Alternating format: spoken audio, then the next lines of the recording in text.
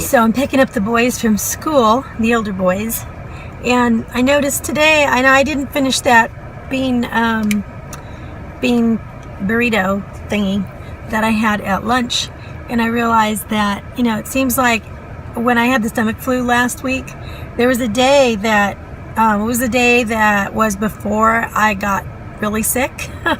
And everything that I had on that day, everything that I ate on that day before I got really sick, I can't eat anymore. It's like it makes me nauseous. Whatever component I had on that day, it makes me nauseous now. And so I know it's like a psychological thing. I just got to get over, and hopefully I'll have those again. But it's just like, if you have like, I don't know, mushrooms or something like that, and then you get like really sick and you throw up, you probably won't be able to have those for years. And that's kind of the same thing that's happened, only it's happened with multiple items of food. So everything that I had on that day, I just can't stomach anymore. So, and it was a lot of different things, and I've noticed every one of those items so far, it's been a miss again. I can't do it. So it's kind of weird, but I have to like mix it up a little bit. And I'm just eating real simply, and it just feels better to just do it real simple now. And so I don't know, I just got to work through this. It's very interesting. Look at these beautiful little roses. I just noticed after the windstorm how they just like sprouted all over this bush. And they're so pretty. I love them. They're tea roses. You're at the gym again today. Say hi. Hi.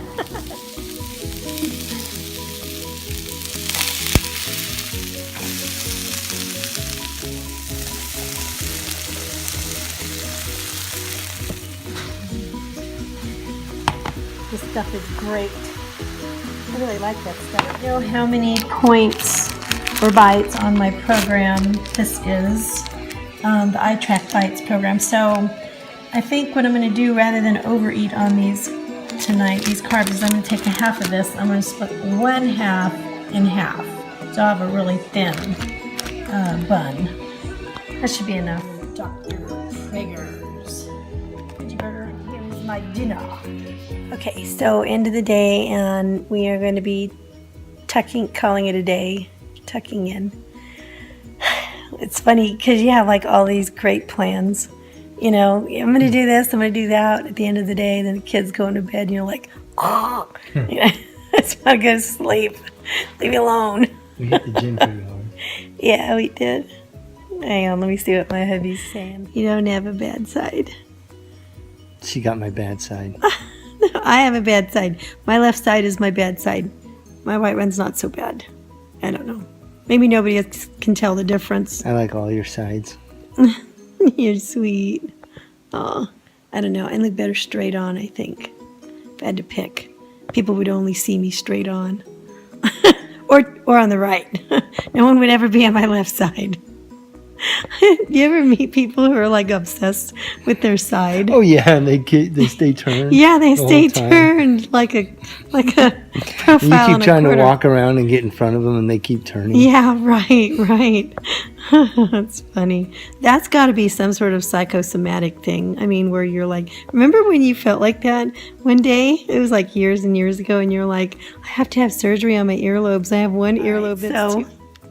So Walt wanted me to cut that last part out because he said he thinks he looks like an uncle. And I said, nobody knows who your uncle looks like. Nobody knows who that is. So it doesn't matter who you look like. But anyway, besides, I don't think that you look like anybody else. I like the way you look. Just fine. And I don't think that you have a fat earlobe either. I don't think that you need surgery. I mean, of all the things that you could pick to have like plastic surgery on, why would anybody have their earlobe worked on? It's going nowhere. I mean, it's just like, it's like, I want the end of my pinky liposuction or something like that. It just didn't seem like a big deal. Anyway, I think you're perfect. Thanks. You're welcome. I don't know. I mean, I had thought about plastic surgery and so many different things over the years, but it's just like, it just doesn't seem like it's worth it to me. I mean, honestly, I'm 50. It's like, how long do you want to have? I mean, is it really worth it? You know, I mean, I don't know.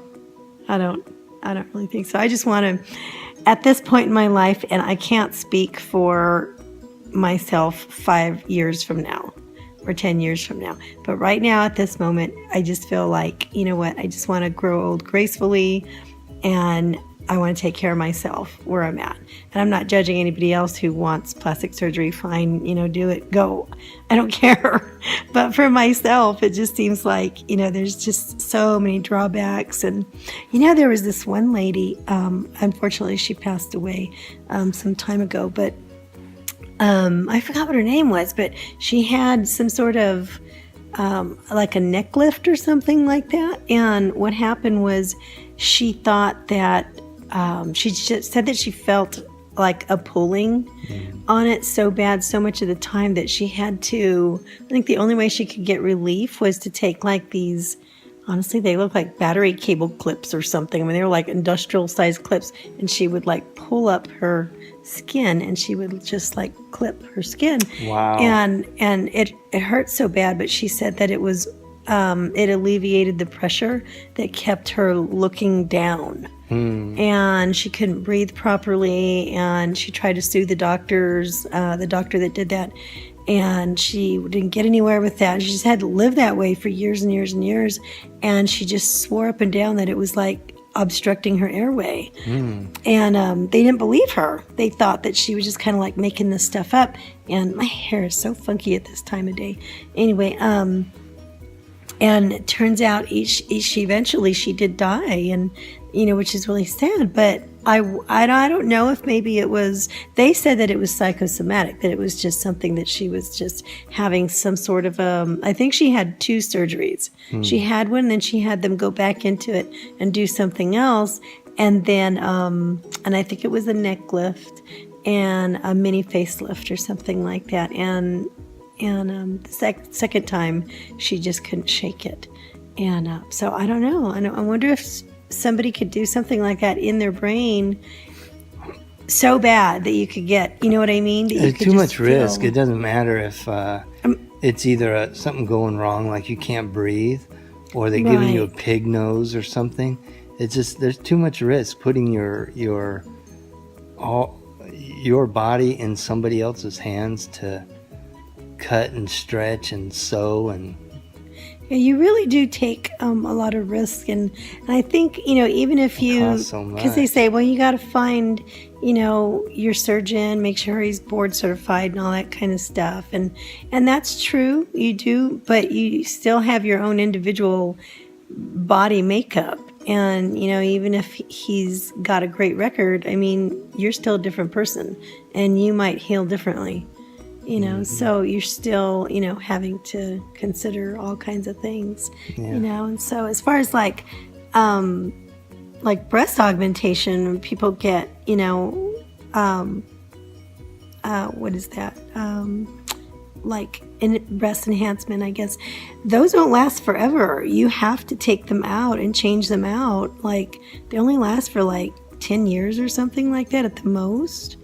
And then they have to be changed out. So, I mean, you know, and that's it. There's just a lot with that. I mean, your body, the tissue grows over these things, and they have to be cut out.